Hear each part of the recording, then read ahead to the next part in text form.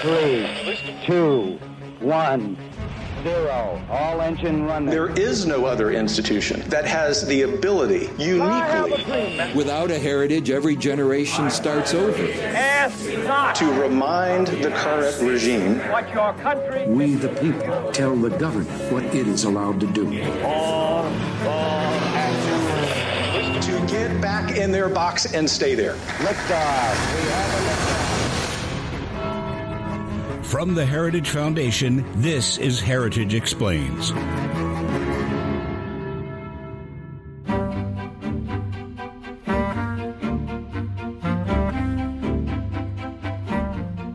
Like many workers in the U.S., I take public transportation to work, specifically a train.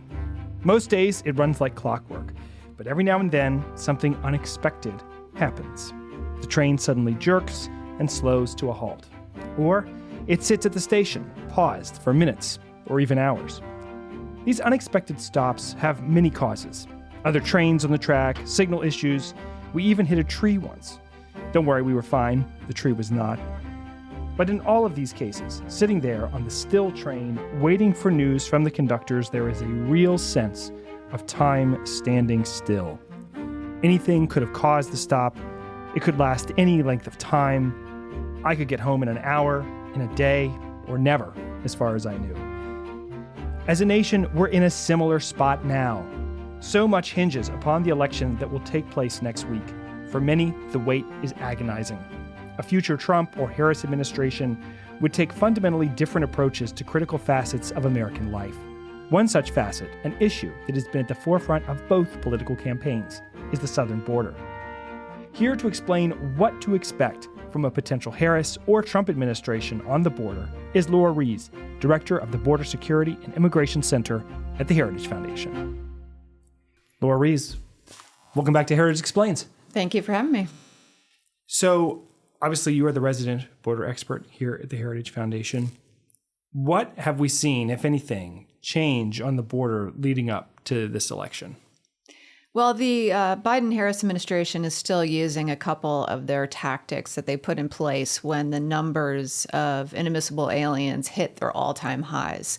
The first one was after December of 2022, when they started what we call the shell game, and they told future illegal aliens, don't cross between the ports of entry at the border. Instead, use the CBP Mobile One application, make an appointment, come to a port of entry, and we'll parole you in. Then the numbers shifted. People followed the instructions, and the administration then could say, see, look, the numbers at the border between the ports have dropped. So that's still in play. Then in December of 2023, when the border crossings hit yet a all-time high again, Secretaries of State and Homeland Security Blinken and Mayorkas went down to Mexico and seemed to cut a deal with the Mexican government to hold people in southern Mexico to stop the flow of people coming across the border, to make the numbers look better before an election. And that's still in place. But there are now hundreds of thousands of migrants in southern Mexico, some of them breaking through and forming caravans, coming here because they're worried that Donald Trump is going to win the election. And so they want to try and get into the U.S. before he would take office and secure the border. So let's say that Mr. Trump and Mr. Vance are successful in securing the presidency. What do you see potentially from a policy perspective that they would implement? What would we expect to change? Well, I think he would return to policies he had in place in his first term. So he would reinstate the Remain in Mexico program. Now, that does require negotiating with the government of Mexico and getting their cooperation, but he is perfectly willing to use the levers of power and influence vis-a-vis the government of Mexico to get them to do things, come to the negotiation table and cooperate with us.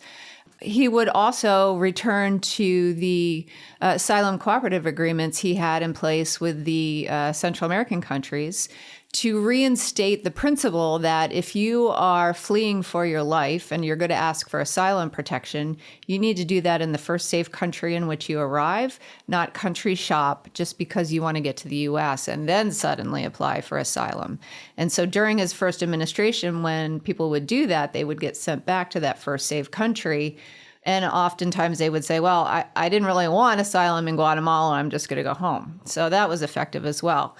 Allowing the Border Patrol and CBP agents to do their job and actually enforce the laws on the books, which would help secure the border.